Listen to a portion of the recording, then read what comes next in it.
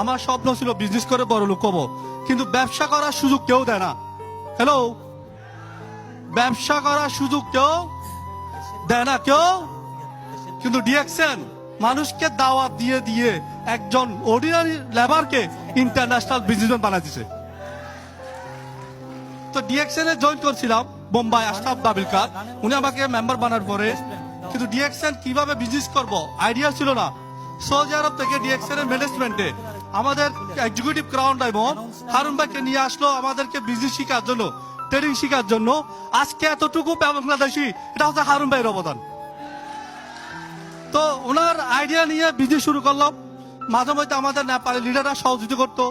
আজকে আমি যখন 2015-তে আমাদের মার্কেটিং, মিডল ইস্টের মার্কেটিং ডাইরেক্টর, উনি বলতেছে তো ভাই থাইল্যান্ড যাওয়ার জন্য কোয়ালিফাই, আমার অভাব, কিভাবে থাইল্যান্ড যাব, স্বপ্ন ভাবি নেই, কিন্তু বলতেছে ডিএক্সএন বিজনেসে কিভাবে ডিএক্সএন বিজনেস করে আমি থাইল্যান্ড গেছি ফ্রিতে।